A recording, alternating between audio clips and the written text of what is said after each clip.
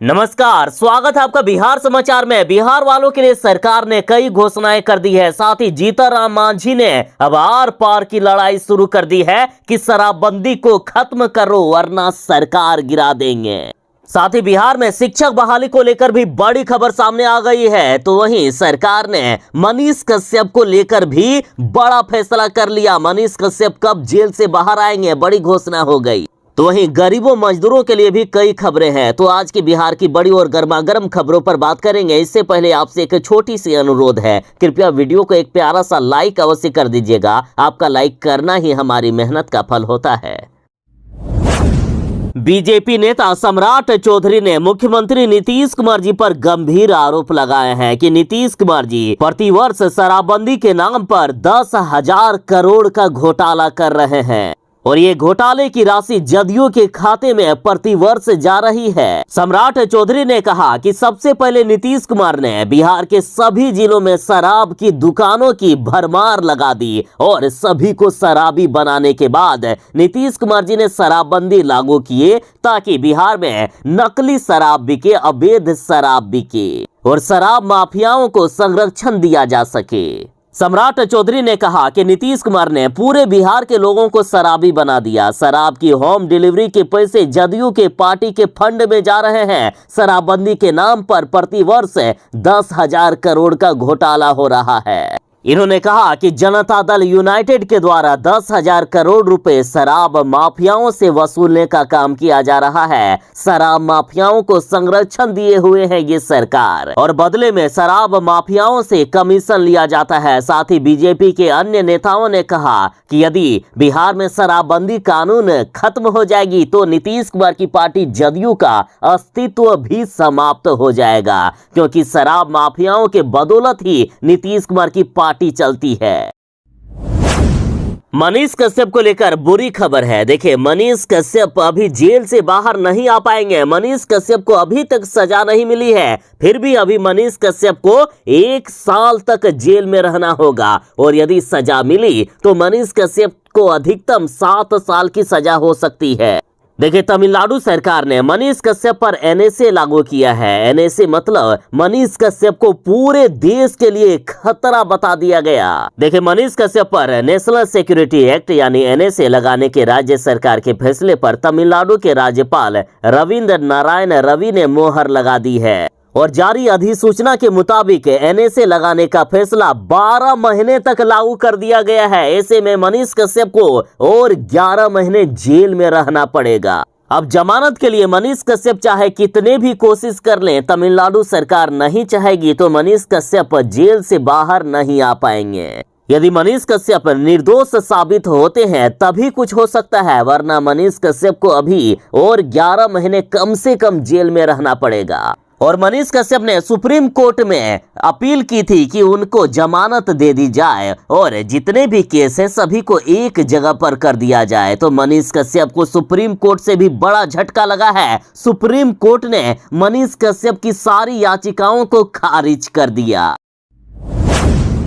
बिहार के सबसे बड़े घोटालेबाज लालू यादव की पूरे परिवार की मुश्किलें बढ़ने वाली है। सिर्फ लालू यादव और तेजस्वी यादव ही नहीं बल्कि पूरा लालू परिवार जेल जा सकते हैं यदि इन पर अपराध साबित हो गया तो। देखिए, लालू यादव के पूरे परिवार की मुश्किलें बढ़ गई है। सीबीआई ने मांगा है संपत्ति का ब्यौरा। दामाद सहित पूरे परिवार को देना होगा 2024 से लेकर 2009 तक का हिसाब। देखिए, बड़ी खबर है। लालू यादव के पूरे परिवार की मुश्किलें बढ़ गई है। दरअसल रेलवे में नौकरी के बदले जमीन मामले में अब सीबीआई ने बड़ा एक्शन लिया है। अब न सिर्फ लालू परिवार में उनकी बेटी, उनके बेटे और पत्नी बल्कि दामाद को भी अपनी संपत्ति का ब्यौरा देना होगा। सीबीआई ने लालू परिवार से सभी सदस्यों के नाम खरीदी गई संपत्ति का ब्यौरा मांग दिया और सीबीआई ने जिन लोगों की संपत्ति का ब्यौरा देने को कहा है उसमें लालू प्रसाद यादव, राबड़ी देवी, तेजस्वी प्रसाद यादव, तेज प्रताप यादव, मीसा भारती, रोहिणी आचार्य, चंदा यादव, रागिनी यादव, धन्नू यादव उर्फ अनुष्का यादव, हेमा यादव, राजलक्ष्मी यादव का भी नाम शामिल है। जीतन मांझी ने मुख्यमंत्री नीतीश कुमार जी का साथ छोड़ने के संकेत दे दिए हैं। साथ ही जीतन मांझी ने कहा कि यदि हमारी मांग नहीं मानी गई तो हम कुछ भी कर सकते हैं। और जीतन मांझी ने मांग की है कि पीने वाला अगर पकड़ाए तो 2.5 महीने में ही उन्हें छोड़ दिया जाए। जीतन मांझी ने मुख्यमंत्री नीतीश कुमार जी से बिहार में शराबबंदी कानून में संशोधन करने की मांग कर दिए हैं। जीतन मांझी बोले कि शराबबंदी के कारण सबसे ज्यादा गरीब ही परेशान हो रहे हैं। शराब पीने वाला अगर कोई पकड़ाए तो उसे 2.5 महीने में ही छोड़ दिया जाए। जीतन मांझी बोले कि भले ही बिहार में ये प्रावधान है कि पहली बार यदि कोई शराब के नशे में पकड़ा जाता हो तो उनसे कुछ जुर्माना लेकर उन्हें छोड़ दिया जाता है, लेकिन दूसरी बार पकड़ाने से उसे जेल होती है। लेकिन ये जो कानून है ये गलत है, ये बिहार के गरीबों को फंसाने के लिए है और इसमें सबसे ज्यादा बिहार के गरीब ही जेल जा रहे हैं। अमीरों का या शराब माफियाओं का कुछ नहीं बिगड़ रहा है। अतः बिहार सरकार 2.5 महीने से ज्यादा किसी भी गरीब को जेल में नहीं बंद रख सकती है। साथ ही जीतन मांझी ने यहां तक मांग की है कि शराबबंदी कानून को भी नीतीश कुमार जी खत्म कर दीजिए। शराबबंदी से सबसे ज्यादा गरीब लोग ही बर्बाद हुए हैं। जीतन मांझी बोले कि मेरे मांग किए जाने के बाद कई बार समीक्षा की गई और इस बार फिर से समीक्षा करना पड़ेगा। हम चाहते हैं कि एक बार सर्वदलीय बैठक बुलाकर सभी दलों से राय लिया जाए, सभी दलों से विचार विमर्श किया जाए कि शराबबंदी कानून में क्या क्या संशोधन होना चाहिए और जल्द से जल्द नीतीश कुमार जी शराबबंदी में सर्वदलीय बैठक बुलाए। गिरिराज सिंह ने बड़ा ऐलान किया है और कहा है कि यदि बिहार में बीजेपी की सरकार आएगी तो सबसे पहले बिहार के मस्जिदों से उतार दिया जाएगा लाउड स्पीकर। गिरिराज सिंह बोले कि यदि बिहार में बीजेपी की सरकार बनेगी तो पूरे बिहार के मस्जिदों से लाउड स्पीकर को उतार दिया जाएगा। इतना ही नहीं, इन्होंने कहा कि बेगूसराय के राष्ट्रीय उच्च पथ के किनारे अनुसूचित जातियों की जमीन पर जबरन कब्रिस्तान बना दिया गया है, उसे भी हटा दिया जाएगा। बेगूसराय से खगड़िया तक सड़क विस्तारीकरण के नाम पर दर्जनों मंदिरों को तोड़ दिया गया है। ये बिहार की दोहरी नीति है।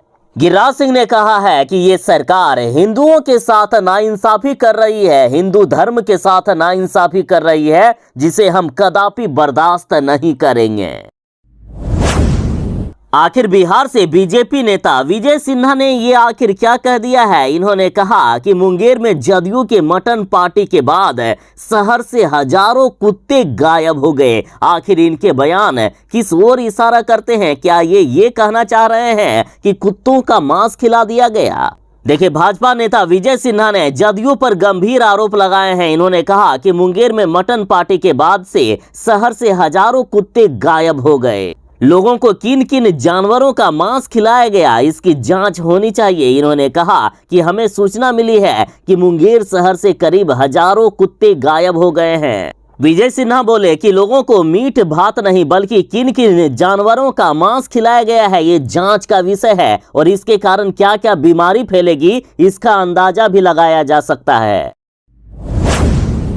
पटना में बागेश्वर बाबा के लगे पोस्टर को फाड़ दिया गया, साथ ही पोस्टर पर कालिक पोत दी गई। तो इस पर बागेश्वर बाबा ने कहा कि तस्वीर फाड़ सकते हो पर दिल से कैसे निकालोगे। बाबा बोले कि दोबारा हम बिहार में आ रहे हैं। बिहार में हनुमंत कथा का समापन हो गया है और जाते जाते बाबा बागेश्वर महाराज ने पोस्टर फाड़ने वालों को करारा जवाब दिया। इन्होंने कहा कि कागज की तस्वीर तो फाड़ सकते हो लेकिन बिहारियों की हृदय में बागेश्वर धाम बैठ गए हैं, वहां से कैसे निकालोगे। इन्होंने कहा कि तरेत मठ के महंत महाराज की कृपा हुई तो वह दोबारा यहाँ भी जरूर आए। बागेश्वर बाबा ने ऐलान कर दिया है कि 27 सितंबर को गया में दोबारा आ रहे हैं वे और गया में हनुमंत कथा भी कहा जाएगा, दिव्य दरबार भी लगाया जाएगा। साथ ही बागेश्वर बाबा ने यहां तक कह दिया है कि जब तक इनके शरीर में प्राण रहेगा तब तक वे बिहार आते रहेंगे। जीतन मांझी ने मुख्यमंत्री नीतीश कुमार जी का साथ छोड़ने की संकेत दे दिए हैं। देखिए, जीतन मांझी बोले कि यदि हमारी मांग नहीं मानी गई यदि बिहार में शराबबंदी कानून को खत्म नहीं किया गया, यदि गरीबों के साथ इसी तरह से अन्याय होता रहा, तो हम नीतीश कुमार का साथ छोड़ सकते हैं। भले ही नीतीश कुमार संग रहने की हमने कसम खाई है, लेकिन राजनीति में कसम का कोई वैल्यू नहीं होता है। जीतनराम मांझी बोले हैं कि मुख्यमंत्री नीतीश कुमार ने हमारे साथ अच्छा नहीं किया। पहले हमारे पास 2 विभाग था, जिसमें से एक विभाग की कटौती की गई। हमें जल्द ही वो विभाग भी वापस मिलनी चाहिए। साथ ही जीतनराम मांझी ने कहा कि हाल में शिक्षकों के मामले में जो बीपीएससी के द्वारा परीक्षा कराने का फैसला लिया गया, वो भी बिल्कुल ही गलत है। शिक्षक नियोजन ऐसे नहीं होना चाहिए और पहले से जो नियोजित शिक्षक पढ़ा रहे हैं उनकी डायरेक्ट बहाली होनी चाहिए। और जो बीएड, एसटीटी, टीटी, एमएड पास किए हैं, वैसे अभ्यर्थियों की सीधी नियुक्ति होनी चाहिए बिना परीक्षा के ही। साथ ही जीतनराम मांझी ने मांग की है कि बिहार के जितने भी प्राइवेट स्कूल हैं, सभी को सरकारीकृत कर दिया जाए, सभी में सरकार का अधिकार हो, ऐसा नियम बनाया जाए। और यदि हमारी ये मांगे पूरी नहीं हुई तो हम नीतीश कुमार का साथ छोड़ सकते हैं। 7वें चरण की शिक्षक बहाली प्रक्रिया का इंतजार कर रहे शिक्षक अभ्यर्थियों के लिए सबसे बड़ी खुशखबरी आ गई है। शिक्षकों के लिए खुशखबरी है कि अगस्त में परीक्षा होगी और विज्ञापन 1-2 दिन में जारी हो रहा है। देखिए, बीपीएससी के चेयरमैन अतुल प्रसाद ने बड़ी घोषणा कर दी है। इन्होंने कहा है कि सिर्फ 1-2 दिन के अंदर विज्ञापन जारी किया जा रहा है। बता दें कि बिहार के प्राथमिक विद्यालयों में 79,943 पदों पर बहाली होगी, माध्यमिक विद्यालयों में 32,916 पदों पर बहाली होगी और उच्च माध्यमिक विद्यालयों में 57,602 पदों पर बहाली हो रही है। बीपीएससी की ऑफिशियल वेबसाइट पर सिलेबस भी जारी कर दिया गया है। आप चाहे तो सिलेबस डाउनलोड कर सकते हैं। अगस्त में परीक्षा होगी और परीक्षा ऑब्जेक्टिव हो रहा है। 4 विकल्प वाले प्रश्न दिए जाएंगे और 2 से 3 महीने के अंदर परिणाम जारी कर दिया जाएगा। साथ ही सरकार ने यह भी ऐलान किया है कि दिसंबर अंत तक यानी इसी साल शिक्षकों को नौकरी भी दे दी जाएगी, उन्हें नियोजन पत्र थमा दिया जाएगा। बीजेपी नेता सम्राट चौधरी ने आरोप लगाया कि मुंगेर में जदयू ने जो मीट भात का आयोजन किया था, मीट भात की जो पार्टी दी थी, उसमें शराब भी पिलाई गई।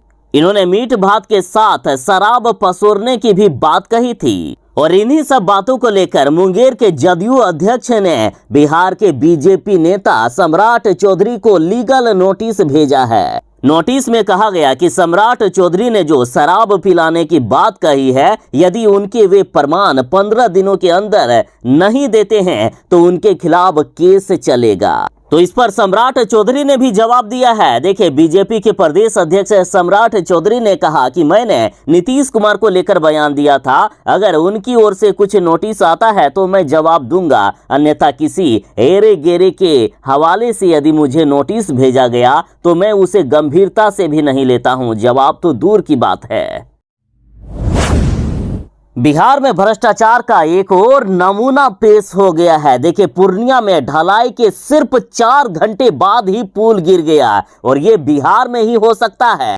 ये बिहार के भ्रष्ट इंजीनियर और भ्रष्ट नेता कुछ भी कमाल करके दिखा सकते हैं। और जो इन भ्रष्ट इंजीनियरों, भ्रष्ट नेताओं की रेलाई करते थे मनीष कश्यप, उसे तो तेजस्वी यादव ने जेल भेज दिया है। मनीष कश्यप बराबर कहते हैं कि मुझे तेजस्वी यादव ने फंसाया। मनीष कश्यप के जेल जाने के बाद इन भ्रष्ट इंजीनियरों का हौसला अब और भी बढ़ गया है, इसलिए तो ये सिर्फ 4 घंटे में ही पुल गिरा देते हैं। इस पुल का निर्माण प्रधानमंत्री ग्राम सड़क योजना के तहत कराया जा रहा था। 1,13,00,000 की लागत से ये पुल बन रही थी, जो कि सिर्फ 4 घंटे में ही ध्वस्त हो गई। देखिए, बिहार के पूर्णिया के 22 थाना क्षेत्र के मिलिक टोला सलीम चौक के पास रात के अंधेरे में पुल की ढलाई हुई और सुबह से पहले ही सिर्फ 4 घंटे में ही पुल पूरी तरह से ध्वस्त हो गया। बिहार में बागेश्वर बाबा के हनुमंत कथा के अंतिम दिन बड़ा कांड हो गया। बागेश्वर बाबा के जो पोस्टर लगाए गए थे, उसमें से बागेश्वर बाबा के मुंह पर कालिख पोत दी गई और पोस्टर पर लिख दिया गया 420 चोर। तो इस घटना पर एक तरफ जहां राजद वाले ये कह रहे हैं कि हमें इस घटना के बारे में कोई जानकारी नहीं है और हमारा कोई लेना देना भी नहीं है, तो इधर जदयू ने कहा है खुद नीतीश कुमार की पार्टी जदयू ने कहा कि बागेश्वर बाबा के पोस्टर पर कालिक पोतने वाले देशद्रोही हैं। इन्होंने कहा कि देश बाबा साहेब के बनाए संविधान के अनुसार चलता है, किसी मुसलमान या पंडित के कहने से देश नहीं चलेगा। जदयू मंत्री ने कहा कि सभी को आजादी है धर्म मानने की और अपने मनपसंद भगवान की पूजा करने की। इन्होंने कहा कि हम लोग इस पर किसी तरह का विवाद नहीं चाहते हैं।